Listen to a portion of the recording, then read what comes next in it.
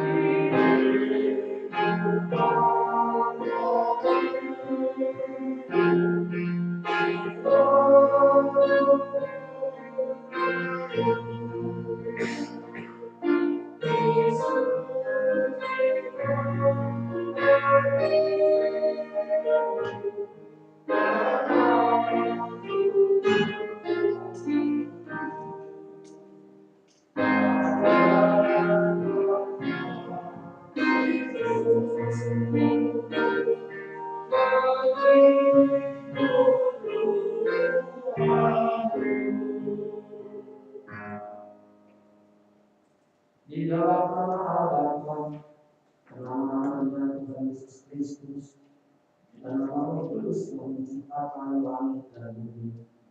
Amin. Demikian firman Tuhan Allah, orang yang benar itu akan hidup oleh percayanya, tetapi tidak ada damai sejahtera bagi orang fasik. Haleluya. Haleluya.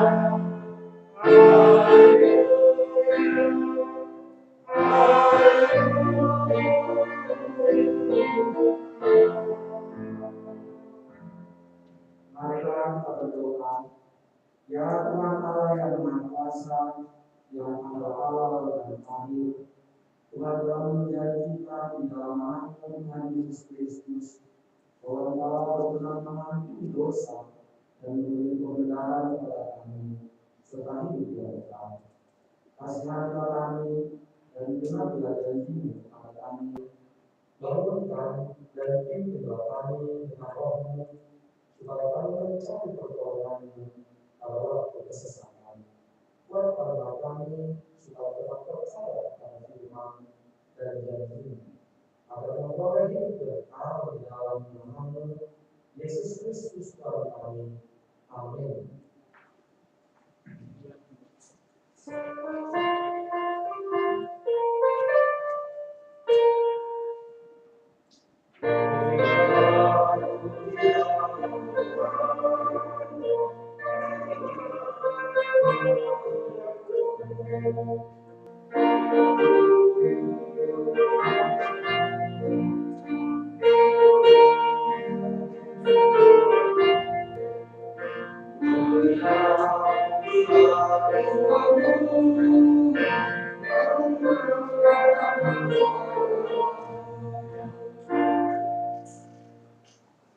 Hukum Tuhan yang ditetapkan untuk kita pada Minggu ke-12 setelah dari kasus ini tertulis dalam kitab kedua dan maksudnya. Jangan perbuat bagimu apapun yang menyerupai apapun yang ada di langit, atau yang ada di bumi, atau yang ada di dalam air untuk disembah atau berkata kepadanya. Maksudnya adalah kita harus takut serta kasih kepada Allah. Sebab itu jangan bersuka-suka kepada Allah lain atau meminta kehidupan daripadanya. Dan jangan mengambil roh-roh atau berkeyakinan kepada kebenaran itu. Dan jangan yakin kepada benda-benda yang bermakna. Maka kita bersama-sama memohon kekuatan dari Tuhan kita. Supaya kepada Allah, berkat kami, manfaatkan sesuai dengan hukum. Amin. Kita bernyanyi dari Firman nomor 163 ayat 1.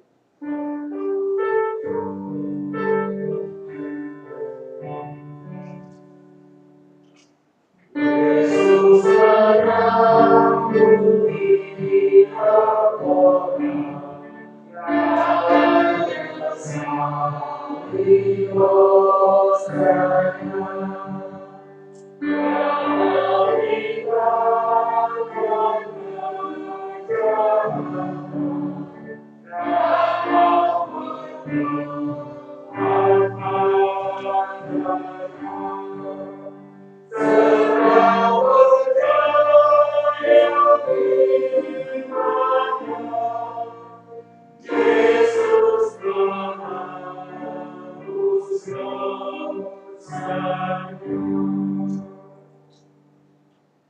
marilah kita merendahkan diri untuk mengaku dosa kita.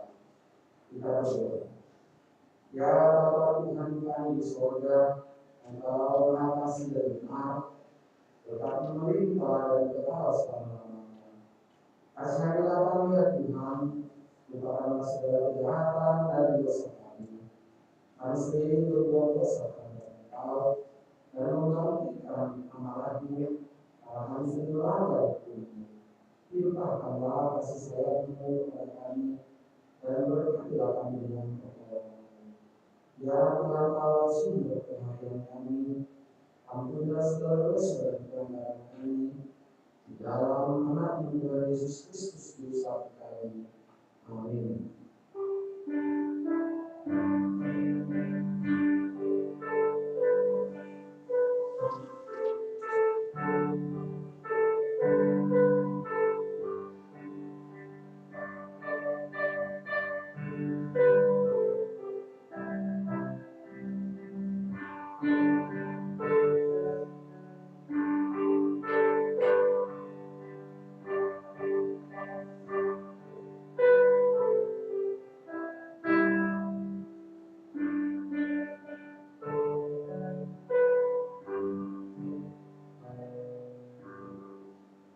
Dengarkanlah dan terimalah dari Tuhan tentang kami telah selesai. Demi aku yang hidup, demikianlah firman Tuhan Allah. Aku tidak berkenan kepada kemampuan dan kasih, melainkan aku berkenan kepada kekuatan dan kasih itu dari Bapa-Mu supaya Dia hidup. Kemuliaan dari Allah tempat yang mati. Kita memuji Tuhan dan bernyanyi dari Firman nomor 115.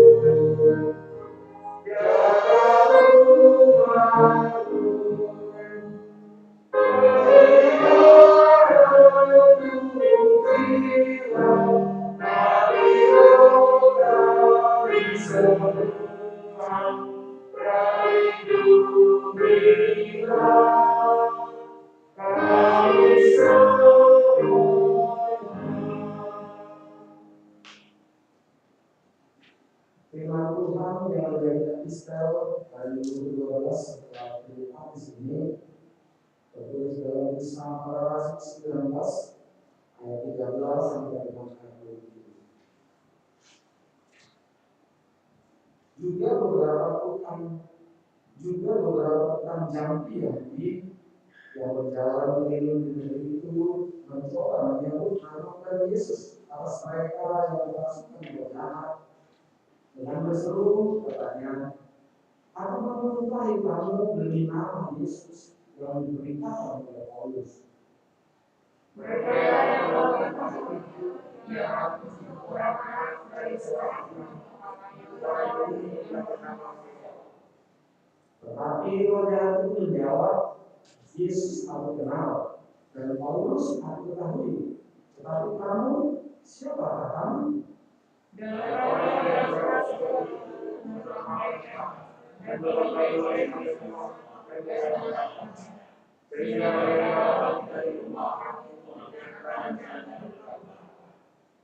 hal itu diketahui oleh seluruh penduduk Efesus, baik orang Yahudi maupun orang Yunani. Maka ketakutanlah mereka semua dan makin masuk ke dalam nama Tuhan Yesus.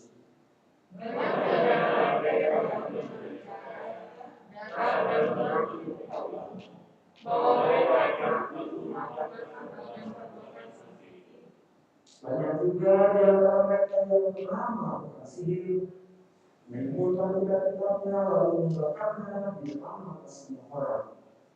Nilai kitab-kitab itu ditaksir 50.000 uang perak.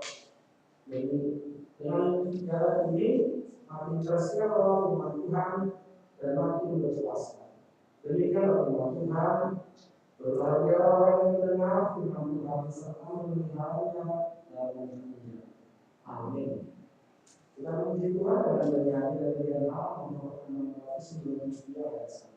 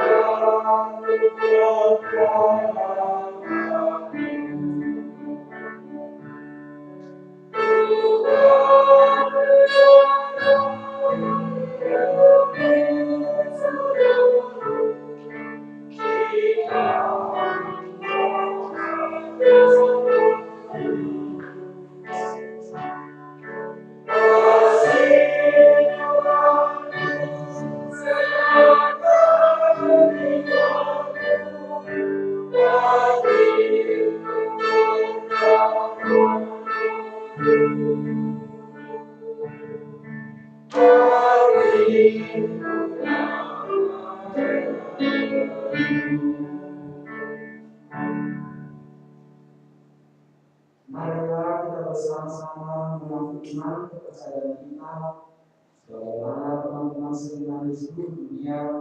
Kita bersama-sama mengucapkan, aku percaya kepada Allah, Bapa yang Maha Kuasa, Khalik dan bumi.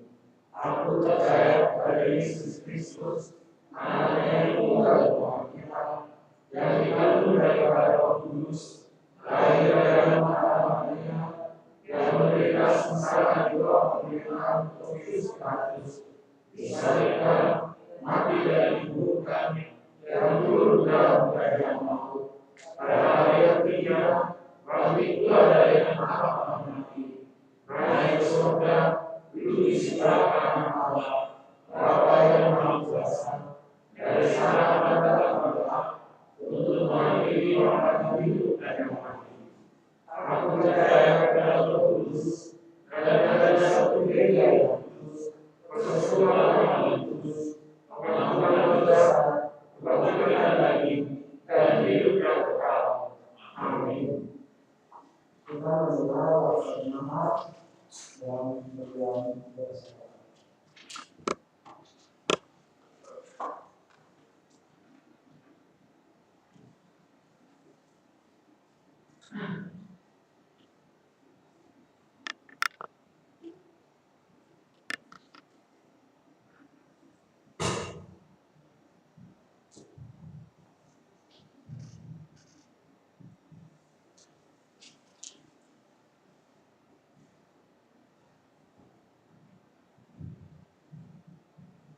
data minggu kita hari ini, data minggu ke-12 dalam aktivitas Minggu 30 Agustus 2020.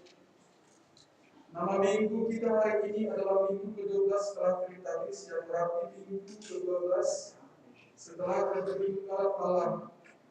Topik minggu kita pengendalian diri terhadap teknologi. Tutup mata berwarna hijau. Pelayan ibadah minggu hari ini yang melayani ibadah kita saat ini, Ketua Pendeta Resort kita, ditulis Ketua Kota Panggabean, membaca warta calon Ketua Freddy Fahaliwan. Kiranya Tuhan memberkati membaca yang melayani hari ini. Pelayan minggu tanggal 6 September 2020 yang melayani ibadah Ketua Pendeta Resort kita, ditulis Ketua James Sabala, membaca warta calon Ketua Belinda Sidarindi. Kiranya Tuhan memberkati setiap persiapan para pelayan. Ibadah minggu di masa PSBB ini kita mengikuti protokol kesehatan.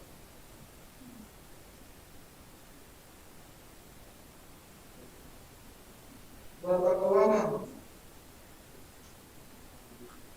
Saldo per tanggal 22 bulan 8 2020 untuk kuliah 103.849.600 rupiah, untuk pusat 19.728.492 rupiah, PTK 12.960.500. Pengeluaran per tanggal 22 bulan 8 2020 untuk kuliah 80.149.600, pusat 19.963.492, PTK 13.225.500. Total semua 113.338.592. Saldo akhir per tanggal 29 bulan 8 2020 113.338.592. Uang kantor pusat 19.963.492 rupiah. Total saldo uang kuliah dan PTK per tanggal 29 bulan 8 2020 588.592. Topik minggu hari ini kita doakan bahwa pandemi virus corona akan dapat ditangani oleh pemerintah dan para medis secara efektif, simultan dan sinergitas bersama semua rakyat Indonesia. Kedua, Dr. P.A. Simanjuntak bukan pengelola negara dan pemulihan. Ketiga, semuanya dalam mendukung jatuh semoga diberi Tuhan kepada kehidupan. Keempat, Profesor Dr. Terpapahan 22 tahun kemudian di rumah. Kelima, fasilitas Sibuya rawat jalan. Keenam, Asinaga Buruan Tredan atau Menandro akan diberi kesehatan dan kekuatan. Ketujuh, Bapak S. Sudau Borusitohan atau Bapak Ivana dirawat di Hospital Terbaik Kanada. 8, Bapak Huta Barat Menjelang rawat jalan di Kota Pasogi. Demikianlah waktu kita hari ini. Berpujilah Allah Bapa kita, Anak-anak Tuhan Yesus Kristus, dan persekutuan Roh Kudus yang memberkati hidup kita setiap hari. Mari kita pulang dengan damai sejahtera. Amin. Mari kita satukan hati kita. Mari kita berdoa. Pujilah sungguh kehadirat Tuhan. Dengan kami tidak dapat berkumpul pagi hari ini. Juga kekuatan kami dan dapat kesembuhan kami. Dan pada kesempatan kali ini, yang boleh berdoa untuk saudara kami yang sakit atau pemulihan di mana pun mereka berada ini. Dan yang bersertai mereka, dan yang kau berikan kesembuhan kepada mereka, sehingga mereka dapat berkumpul memuji dan memuliakan nama di tempat ini Tuhan. Tuhan, kami juga berdoa saudara kami yang kali ini berulang tahun. Terima kasih Tuhan, Engkau mengabarkan usia mereka, dan disertai mereka dengan sukacita pada keluarga Tuhan. Juga Tuhan, yang berdoa untuk pandemi virus corona ini, dengan kemampuan kami Tuhan, dan kami dapat melalui ini Tuhan, banyak perlengkapan dari muka bumi ini ya Tuhan. Terima kasih Tuhan. Dan juga Tuhan, jemaat kami yang berada di tempat ini, kiranya menyertai dan berkati mereka, Tuhan semua dan keluarga dalam mereka, dalam mengambil kami masing-masing.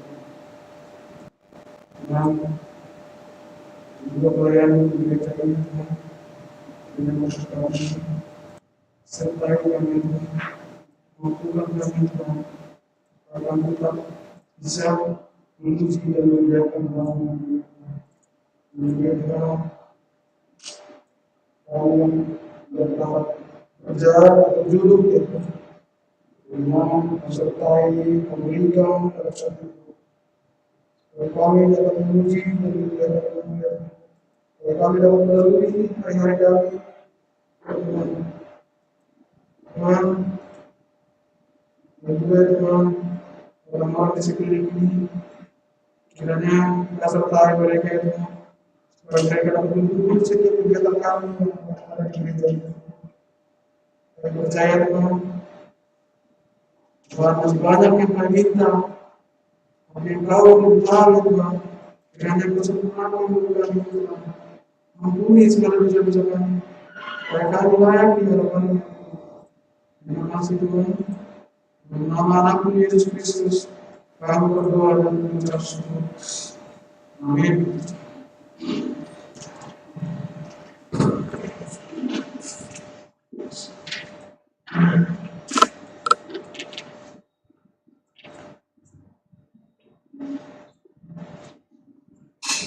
Ada sedikit penjelasan kita. Topik kita pada hari ini adalah 6 asas kuasa Tuhan. Demikian awalnya, bagaimana kita memuji Tuhan dalam berkali dari Tuhan maupun Tuhan sambil membutuhkan kesembahan 1A untuk dia dan 1B untuk kita.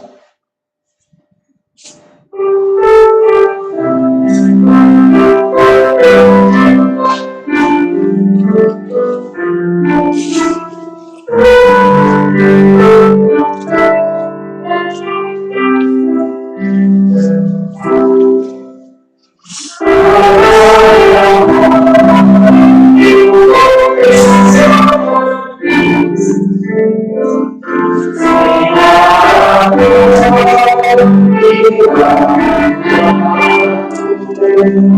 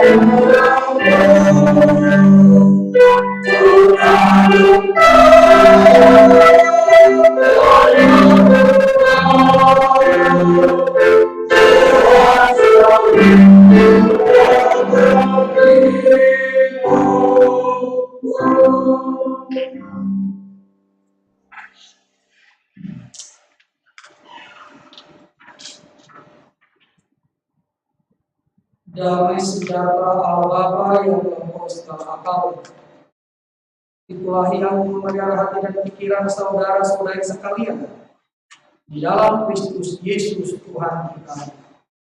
Amin.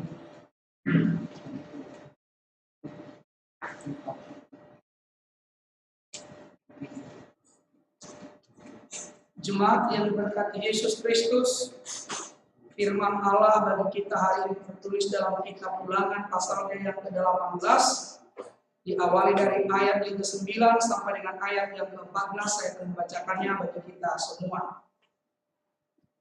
Apabila engkau sudah masuk ke negeri yang diberikan kepadamu oleh Tuhan Allahmu, maka janganlah engkau belajar berlaku sesuai dengan kekejian yang dilakukan bangsa-bangsa itu. Di antaramu janganlah didapati seorang yang mempersembahkan anaknya laki-laki atau anaknya perempuan sebagai korban dalam api, ataupun seorang yang menjadi petenuh, seorang peramal, seorang penelaah, seorang penyihir, seorang pemantra, ataupun seorang yang bertanya kepada arwah atau kepada roh peramal, atau yang meminta petunjuk kepada orang-orang mati. Sebab setiap orang yang melakukan hal ini adalah kekejian bagi Tuhan.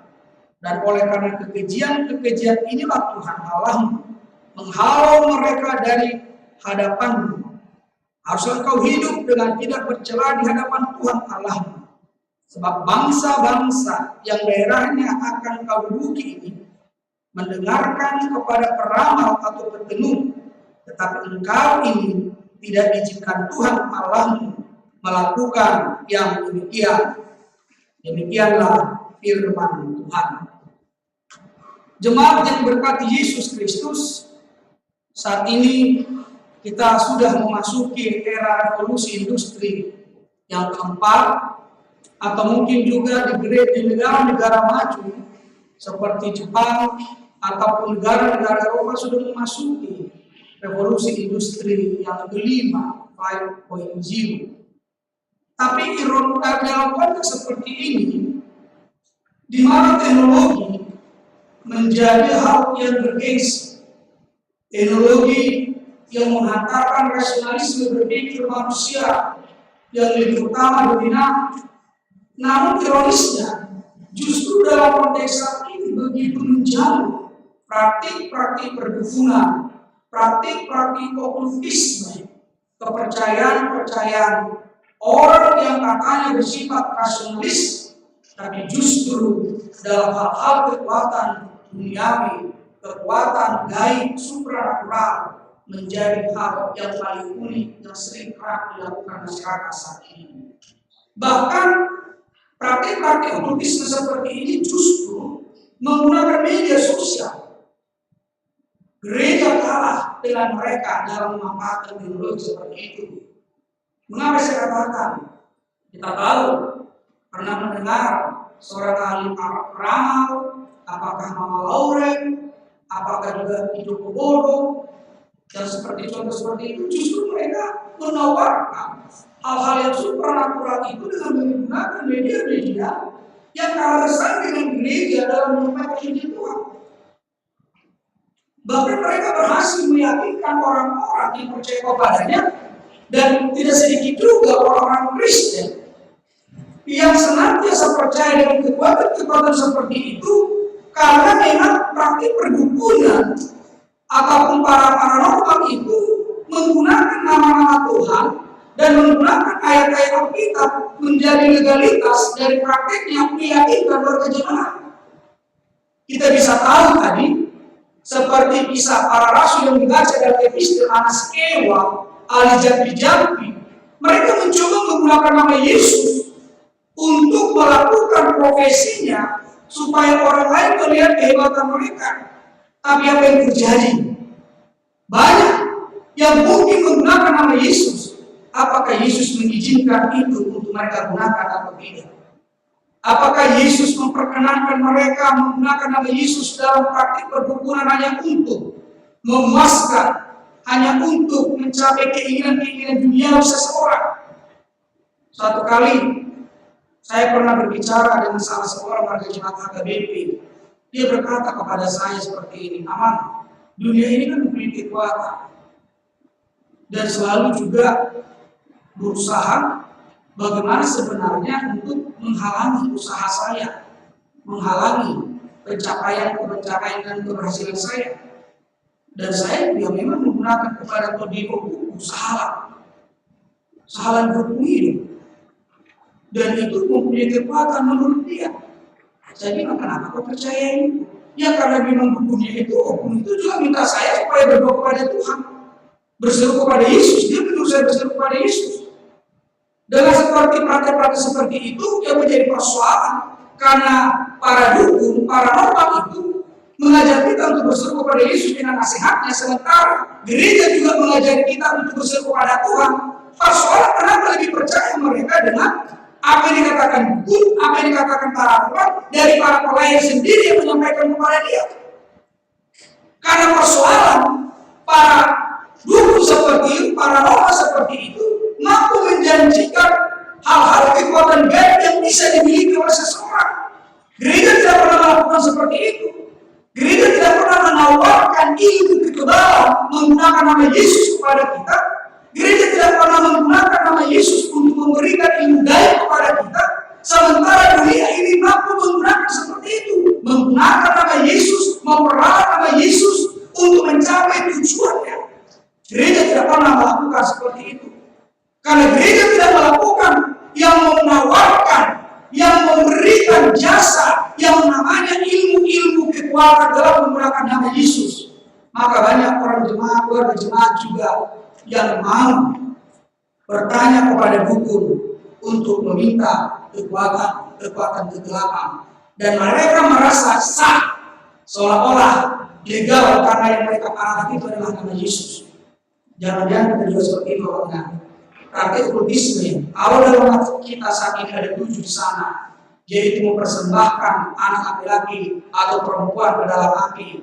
Yang kedua yang namanya juga di situ kalau kita membaca ada yang namanya penyihir, ada yang namanya petunung, ada yang namanya peramal, ada yang namanya pendelaa, ada yang namanya pemantra, atau orang yang bertanya kepada arwah, kepada roh peramal, atau meminta petunjuk kepada orang-orang mati. Tetapi dalam konteks saat ini justru hal dimodifikasi dalam kehidupan ritual kita. Mengapa saya katakan seperti itu? Seseorang akan menggunakan amanat ayat-ayat harian menentukan mana hari yang baik dan mana hari yang tidak baik. Ada warga jemaat kalau dia melakukan hajatan, ingin melakukan satu pesta, dia melihat amanat dulu, kok tanggal sekian sudah bagus, kenapa ayat Alkitab seperti ini?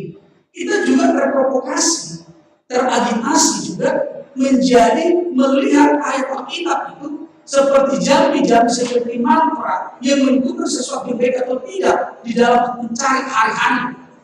Dan yang uniknya kita juga seolah-olah menggunakan salib seperti jimat yang kita kantongi untuk melawan yang namanya kekuatan-kekuatan yang lain.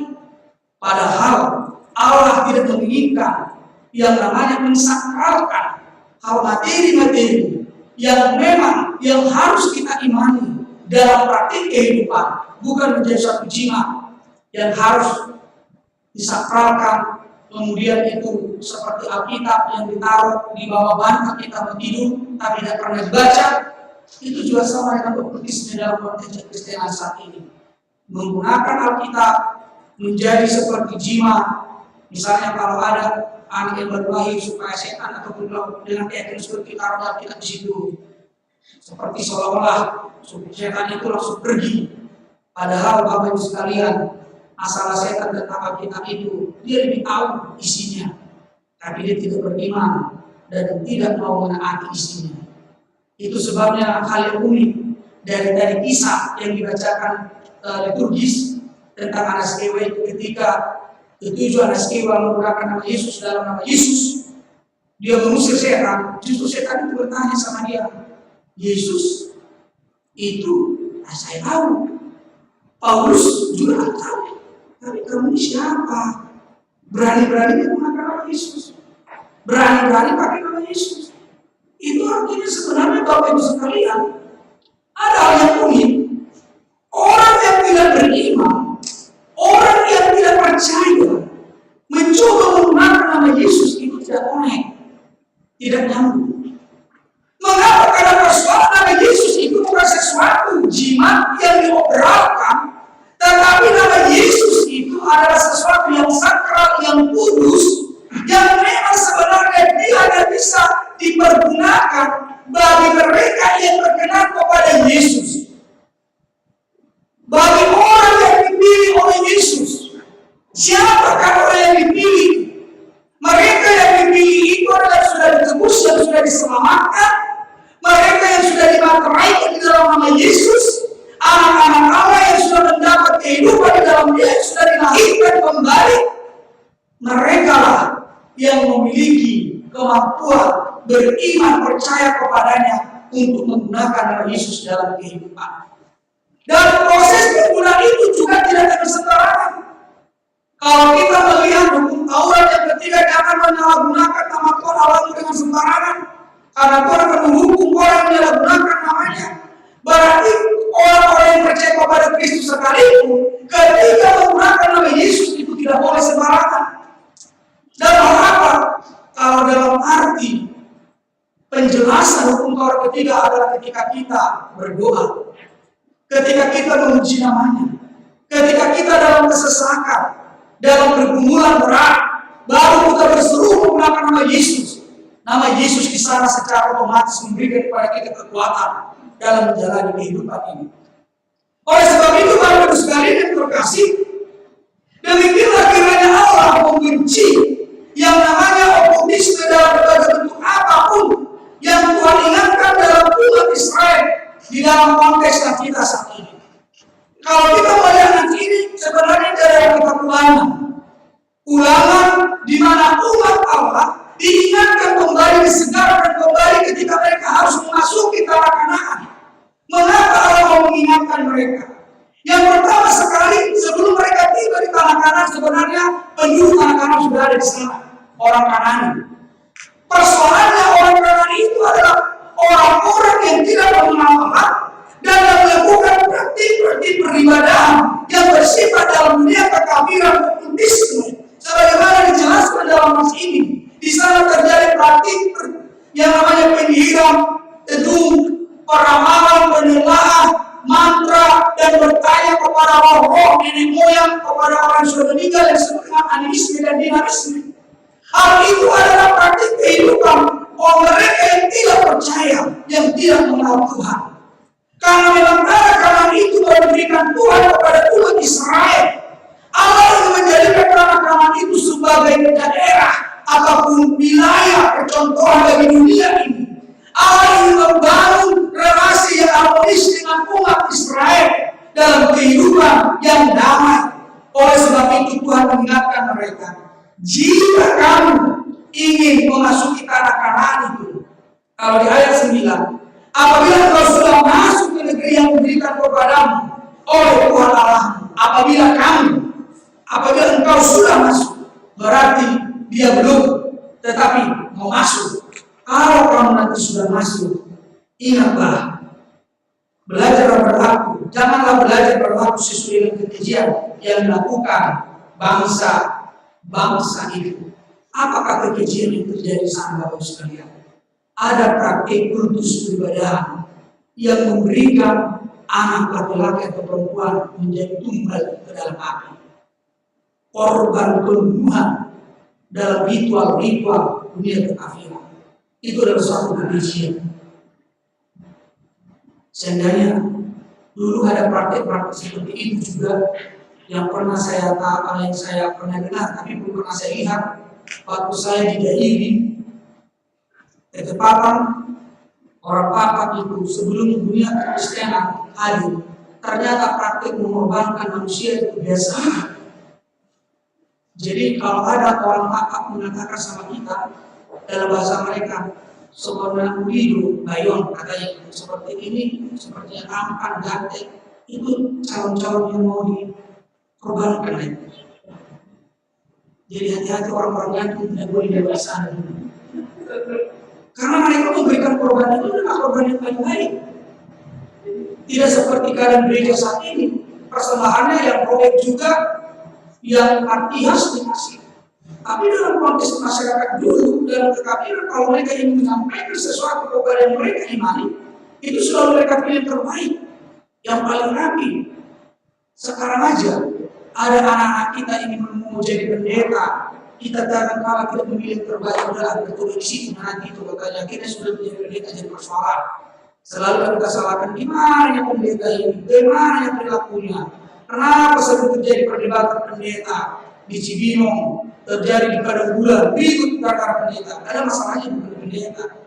Pendidikan teologi, para pendeta mengatakan saat itu, ketika ketua STT Humas Sinaga melakukan Zoom seminar dengan HKBP Kebayoran Baru, kami sebenarnya memberikan pemahaman pendidikan teologi untuk kenalan Tuhan. Selanjutnya masalah karakter ini, kami hanya mendampingi itu dibentuk dalam keluarga. Kami hanya mengajari mereka dalam hal yang tahu. Jadi karakter itu dibentuk dalam keluarga.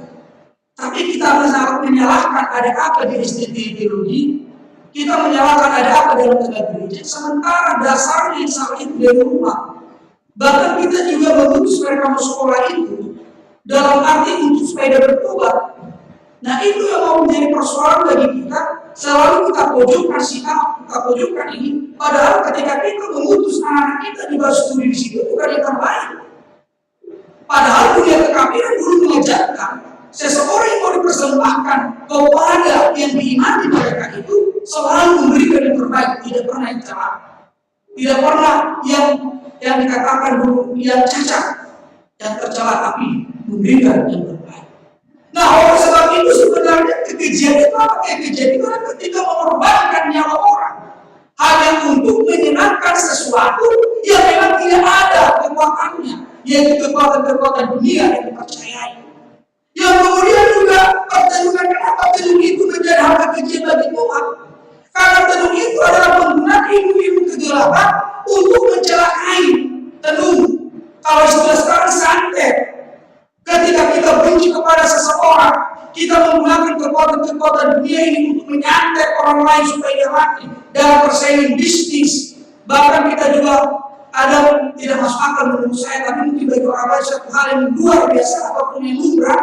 Ketika seseorang ingin menaiki jabatan sampai dia memiliki dukun sampai 101, sampai mereka pergi ke Gunung Kidul, pergi juga mereka pakai ke Pelabuhan Ratu untuk mandi di samudera atau di sana. Hal itu menjadi hal yang unik yang saya lihat dalam konteks modern rasionalisme berkembang, maka justru praktik buddhisme seperti itu terjadi, meminta mencari kekuatan kegelapan seperti itu. Dan selanjutnya kenapa kekejian itu juga bagi mereka seorang peramal? Karena peramal ini dia mau mencoba memprediksi masa depan dengan kekuatan supernatural. Di sana sebenarnya penyangkalan keberadaan Tuhan terjadi ketika dia memahami, melihat, memprediksi masa lalu itu, menentukan nasib seseorang berdasarkan garis tangan ini. Kan itu peramal. Misalnya dia melihat garis tangan, ada mutahaya mengenang nama roh jahat garis tangan ini. Dia dulu kapan, oh nasib kamu orang sukses ini, orang kaya sampai mati pun kau gak bisa kaya kau karena dulu sudah menentukan begitu. Akhirnya dia melempung tak mau bekerja keras, dia mau juga dia saya miskin kapan kerja keras. Ujungnya bagaimana kan fokus dan garis tanganmu. Alami seluruh gimana kali ini karena kita sudah dirinti. Itu peramal, mencoba meramalkan nasib kita, menentukan kehidupan kita. Demikian juga dengan yang disebut dengan juga seorang penelaah. Apa perantahan penelaah? Penelaah itu adalah melihat fenomena-fenomena alam dan dari sana melihat bagaimana nasib karakter seseorang. Beda dengan peramal itu. Tapi penelaah itu dia membaca tanda-tanda dalam arti secara astrologi, bintang perbintangan. Ditelaah itu juga. Oh kalau seperti ini, dia mencoba menelaah itu dan merumuskan hasil telaahnya. Inilah kamu, seperti inilah.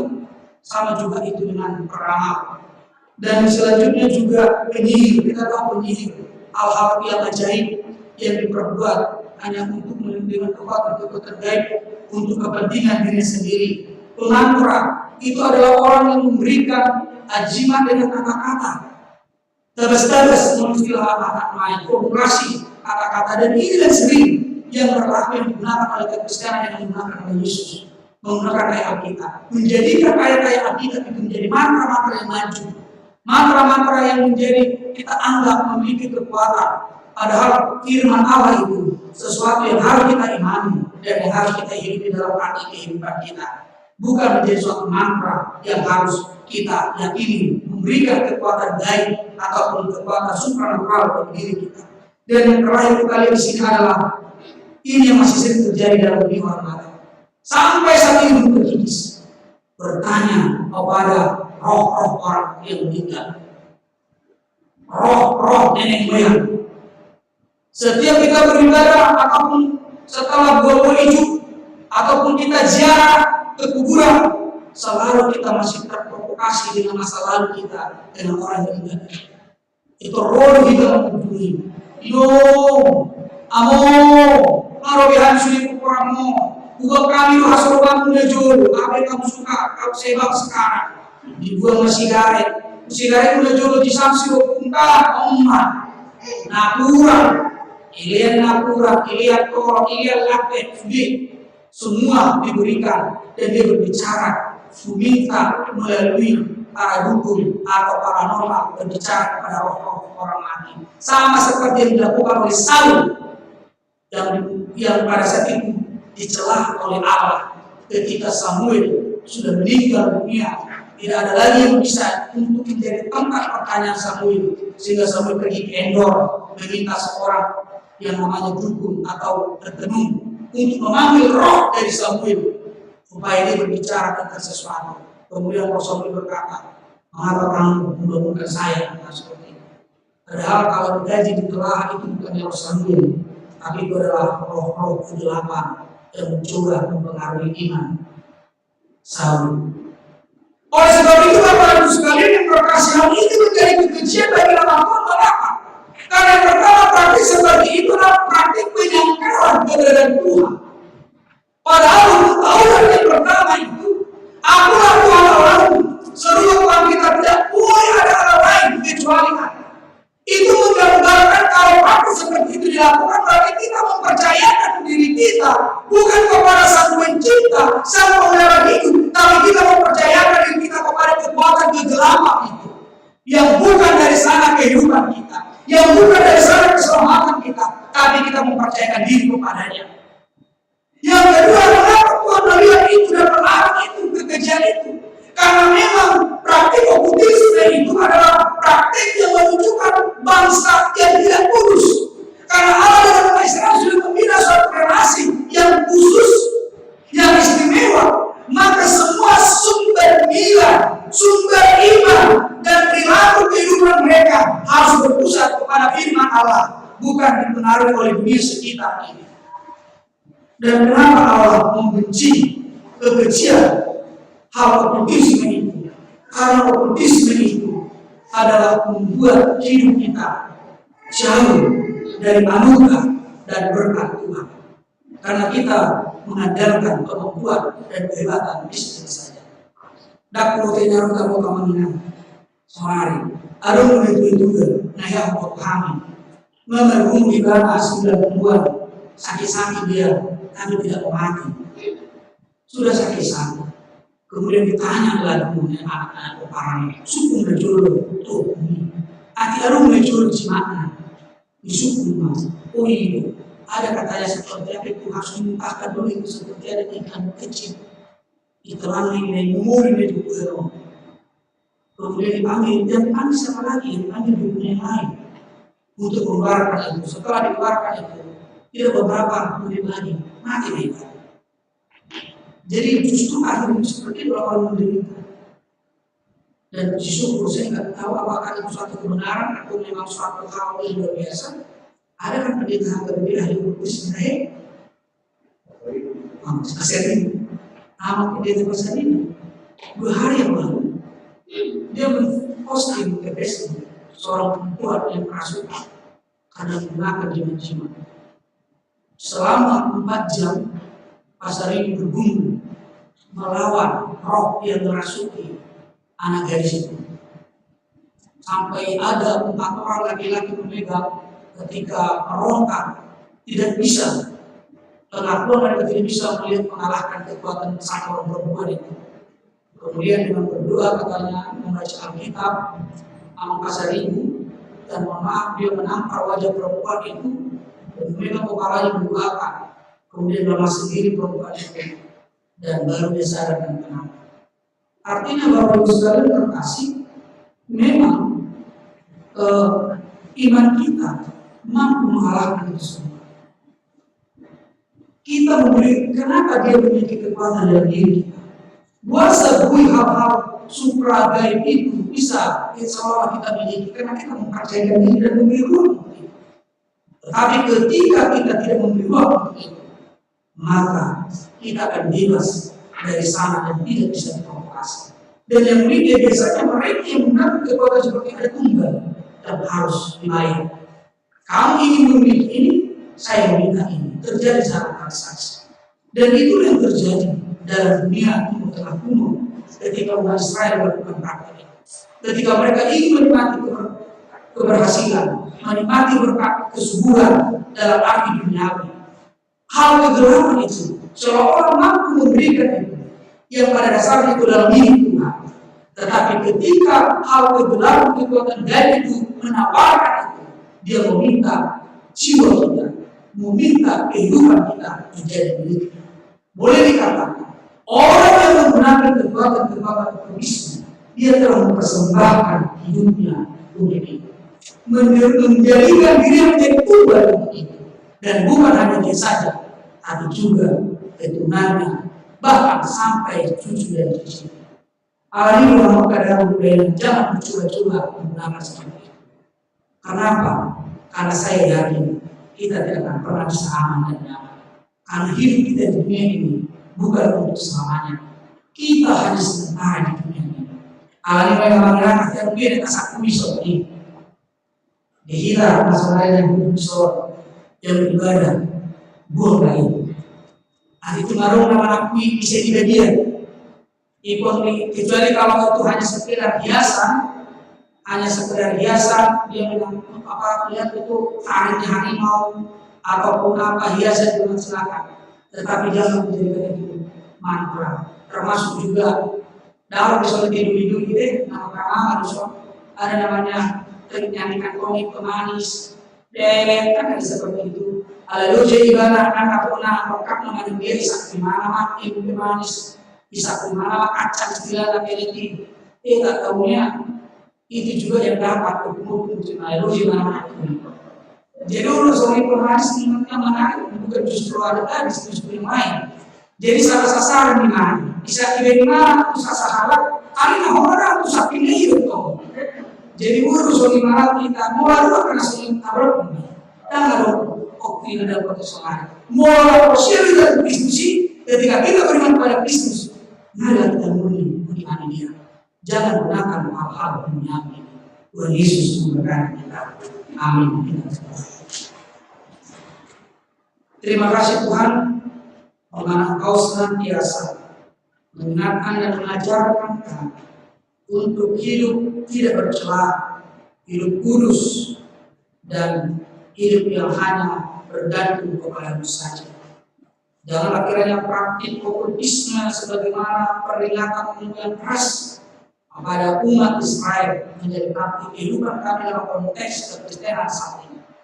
Ajarkan kami supaya kami berhikmat dan biarlah Roh Kudus yang mengajari kami supaya ketika kami menggunakan nama Yesus bukanlah hanya untuk kepentingan kami hanya memuaskan keinginan daging kami saja atau keinginan duniawi, tapi kami menggunakan nama Yesus dan berseru kepadanya. Ketika kami berdoa, ketika kami bernyanyi dan memuliakan nama Tuhan, dan ketika kami dalam kesesatan, ajari kami Tuhan supaya dimanapun kami hidup, senantiasa kami mengendarkan Kristus di dalam kehidupan kami. Praktik-praktik okultisme saat ini kiranya jauh dari kami, sekalipun dia menawarkan kekuatan-kekuatan gaib, kekuatan supranatural yang bisa dimiliki oleh seseorang. Tetapi itu menunjukkan bahwa iman yang murni, iman yang tulus kepada Tuhan telah tergadaikan oleh keinginan daging ini. Ajari kami Tuhan, supaya kami dalam tulus ikhlas memuji dan memuliakan nama Tuhan dan mengimani Tuhan di dalam kehidupan kami. Dalam Kristus Yesus kami telah berdoa dan memohon dalam nama-Mu. Amin. Kita bernyanyi sambil mengumpulkan persembahan kita kemerdekaan dari buku nyanyian HKBP 706 ayat 1 dan selanjutnya.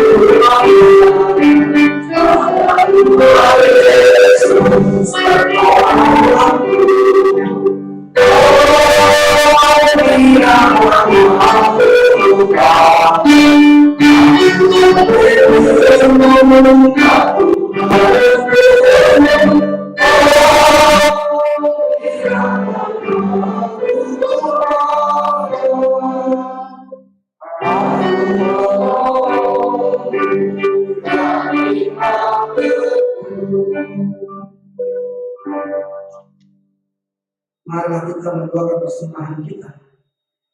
Ya Allah Bapa kami yang di surga, kami mengaku bahwa Tuhan adalah sumber dari segala karunia yang melimpah dalam kehidupan kami masing-masing. Sebagian daripada karunia itu kami serahkan kembali sebagai persembahan kepada Tuhan. Terima dan berkatlah persembahan umat-Mu ini, agar dapat kami pergunakan untuk pekerjaan dan pelayanan kerajaan Tuhan di dunia ini. Bukalah hati kami untuk mengenal betapa banyak berkat dan karunia yang kami peroleh dari Tuhan, supaya kami senantiasa bersyukur kepada-Mu di dalam nama Yesus Kristus Tuhan kami. Amin.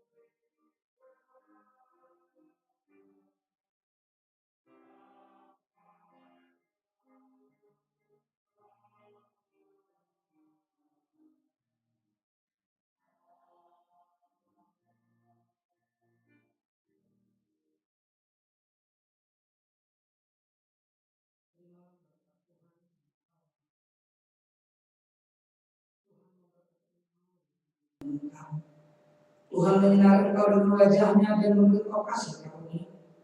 Tuhan menghadapkan wajahnya kepadamu dan memberi engkau damai sejahtera.